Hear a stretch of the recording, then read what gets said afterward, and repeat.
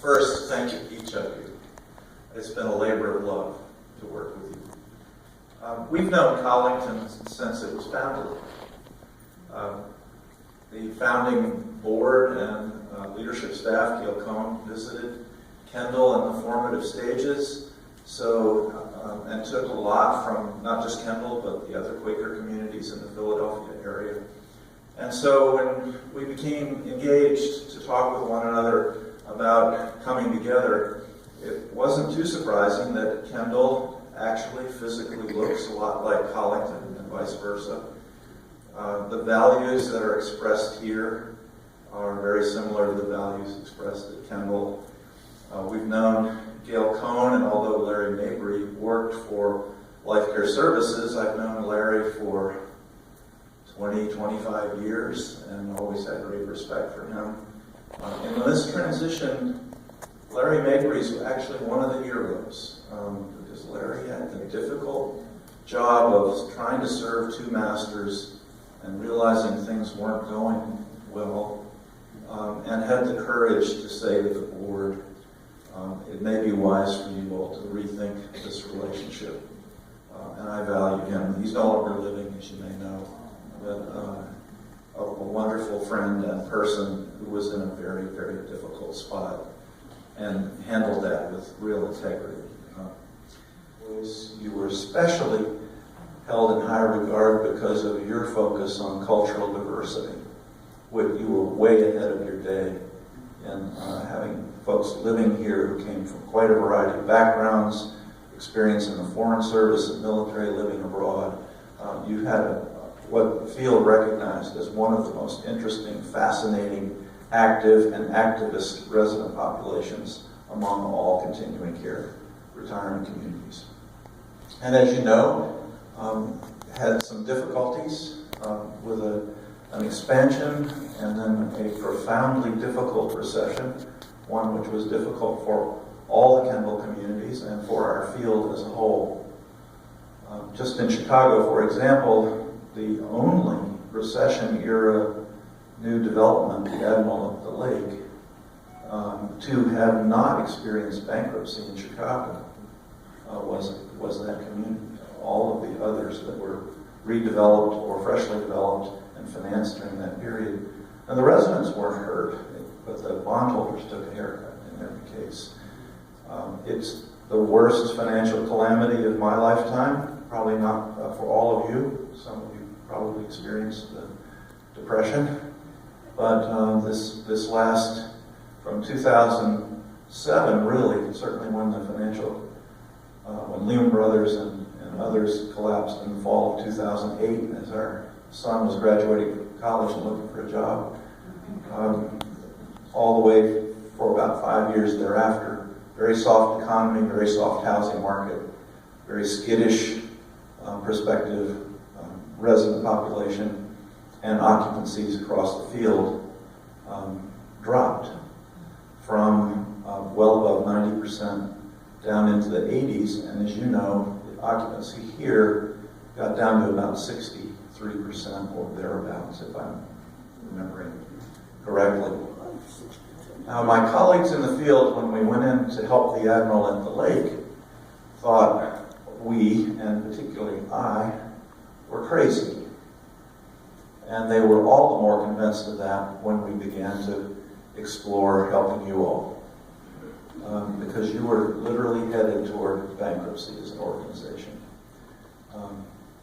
It was not an easy decision until we met Anetha and Paul Cooney and Larry Harris. And I think it was the three of you who met with Sean and me. And Sean and I didn't come to persuade Collington to become a Kendall affiliate. We simply came to have a conversation about how, if one were wanting to explore the potential of separating from a for-profit contract management firm and explore relationships with other organizations, how one would do that. And so we went through a description of that process, and we identified, you all already had, a number of other organizations in addition to Kendall with whom we would suggest you visit, so that you didn't fall in love with the first organization that came along, but rather explored in a very intentional way. And you did. And that was important to speak with others. So why did Kendall feel moved to help? Well, first of all, every single Kendall community has been built in response to a local request to help fulfill a dream. From the day one. There's no map on the wall with pins in it about places we're trying to go. In every case, will you help us do here what you did at Kendall at Longwood in the beginning, or what you've done at Dartmouth? So our motivation is to serve and work with people who want to work to create something of value or sustain it. Second, we felt a completely simpatico set of values. I'm not a card-carrying Quaker. My wife and I are both Episcopalians. I've been a lifelong Episcopalian. If you know I believe it's the prayer of humble access, as Episcopalians call it, in Rite 1, where the words in the liturgy are, we are not worthy so much as to gather up the crumbs from under thy table. If you know those terms, we were kneeling and saying that prayer, and my wife wasn't speaking. And I said, Martha, is there something wrong? She said, well, I may be an awful person, but I'm at least that good. And then she turned to me and said, but you should say those words. So it helped, I think, that we came from an Episcopal background and could speak that language with the 7 Episcopal churches, as I recall, and the Diocese of Washington, and your canon to the ordinary, who was on your board. I had trouble when I went to Kendall figuring out the Quaker piece. I remember Alan Hunt, our board chair. I said to Alan, I would have presumed you would have been looking for a Quaker leader. He said, well, we are, and if we find one, we won't hire you.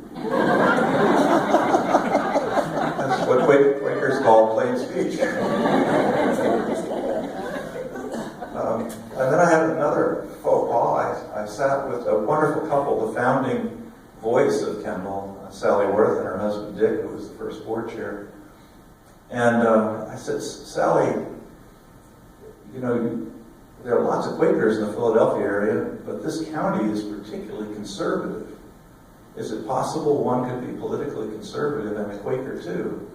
And she leaned over and whispered to me, it's not that hard. Open mouth, insert foot. So after a while, I think I kind of got the hang of it, and so I think it kind of helped that Nora Edelman on our staff and I, of the 40 of us who live at the Worth building in Kennett Square, both Episcopalians and helped interpret our values to one another.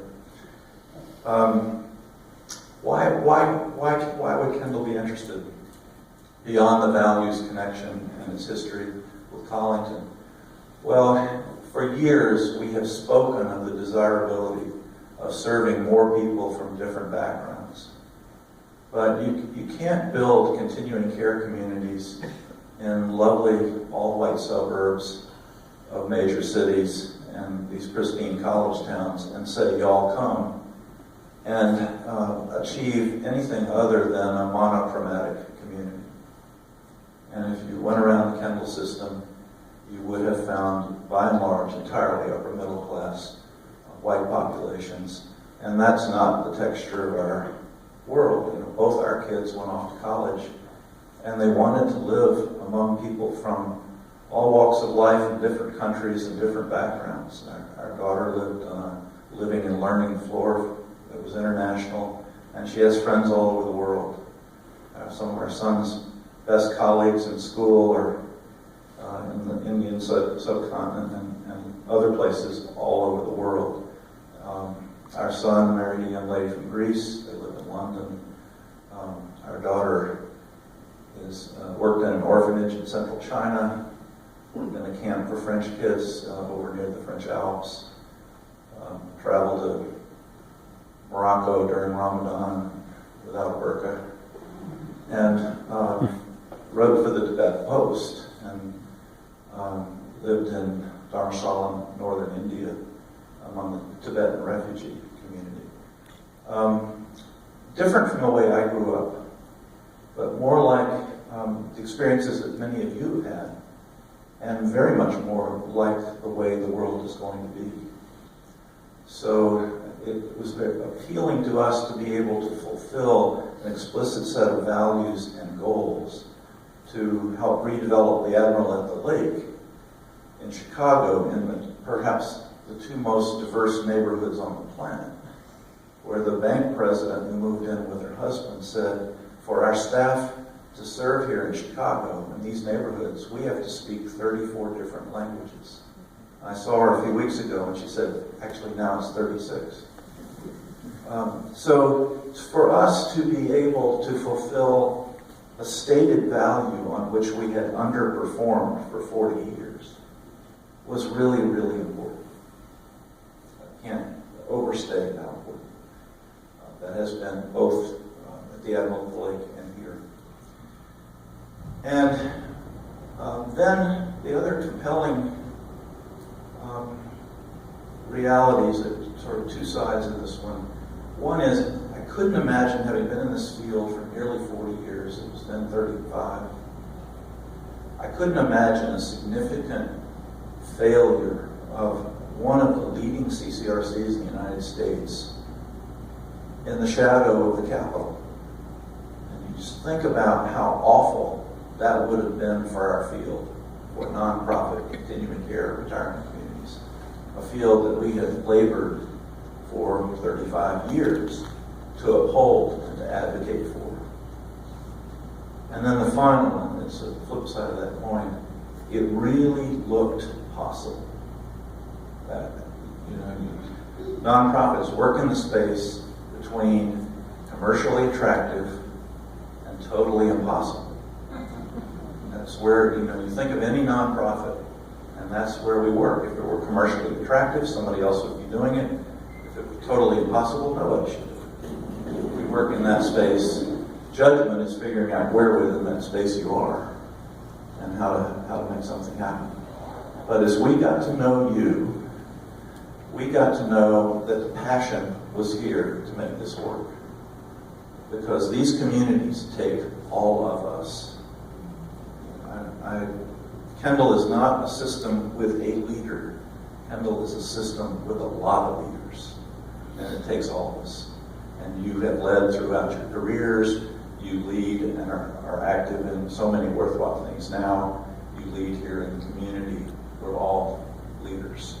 And one of the things I admire about Kendall is that its value system invites leadership from us all. And the voices that we heard when we just began to explore what do we want to see happen, how do we want to see it work, what do you care about, what was here that was great, that is at risk for being lost, what is it we need to regain. And when we heard your voices, the board's voices, long-term tenured staff's voices, then we knew it was possible. And then we found Marvell. And he found Amy. And he found Susan Deller. And you keep going.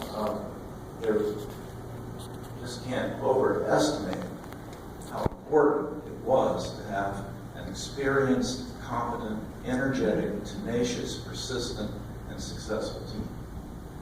To go from 63% occupancy to 90% occupancy. The toughest part was trying to convince the banks to stay in. At 4 banks, 2 of them had been bought by international banks in Central Europe and Spain. And they were trying to exit the niche. And one of the banks was wobbly. Fortunately, one was a major player and knew us pretty well. The hardest thing to convince them of is that we wanted to pay them back. And you wanted to pay them back.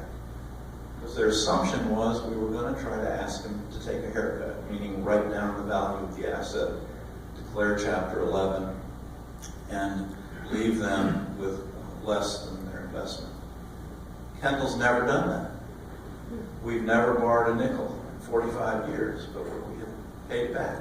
We paid it back every time, in every circumstance. We've never turned a shovel of dirt to build a project and have it not be one we're operating today.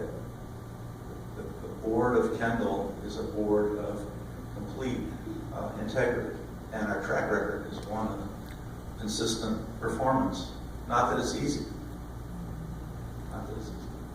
So we were able, and I give Sean Kelly a lot of credit from the Kendall side, and you all from your side, to convince the banks, one, that you could do it, and two, that you wanted to pay them back dollar for dollar, that you weren't trying to ask them to take a haircut. So your integrity, Amy's astute financial work, that of your board, Marvell, along with Sean and Tim Myers, who was then our CFO. The banks not only stayed in, but as you know, they loaned an additional $9 million for the capital expenditures to repair your critical systems, roofing, HVAC, and other things, so that you could keep working at refilling and do so with a physical plant that was being brought back up to speed. So, as has been mentioned earlier, your operating margin is strong, your occupancy is strong, your leadership team is strong, your board is strong, you're part of a strong system, your future is bright. And I step off stage, not that the full chapter's been written, because we want to get to the point where we refinance and take the bonds out, the banks out, right? But that day gets closer, and you're being positioned to do that with relative ease, and improves with every passing day. So it's been one of the most satisfying experiences of my life to be involved with you. It's been tremendously fulfilling. I don't know if any of you have seen this is not a Quaker metaphor, but did you see the movie Midway? Anybody remember that movie? It was the Battle of Midway. I won't maybe go there, but there was a conversation between Admiral Nimitz and his aide, and Admiral Nimitz had managed to kind of outfox the Japanese at Midway and destroyed three of their 4 aircraft carriers. And his aide said, "Well, Admiral," this is Hal Holbrook, "well, Admiral, you know, you just won a great victory. Don't you feel like saying whoopee or something?" And Admiral Nimitz, played by Henry Fonda, said, "Well, I want that 4th carrier." Well, you still have to get that 4th carrier. And that's why I said it's not a Quaker metaphor. But I will say, as I step off stage, hot diggity dog. I'm thrilled for you and for all of us, and just delighted that things have gone as well as they have, and they don't go by that way by themselves. A byproduct, a benefit, is heavy lifting, and this was a heavy lift. Heavy lifting builds muscle. Collington is entitled to have also rediscovered or found again its significant voice in public policy and advocacy in this field. And you will see in your leadership one of the, speaking of Marvell, one of the most attractive emerging leaders in our field being sought to have a role in connecting education and service, and in connecting service, education, and public policy. And that will be true for the community as a whole. As he becomes more and more engaged in our National Association and other places, there will be opportunities for the community as a whole to have that voice again. But you're emerging back into a leadership role, and an even more prominent one than you previously occupied. So, thank you all for your trust. When we walked in the first time, Kendall, who's Kendall? And took a leap of faith on your part as well as ours.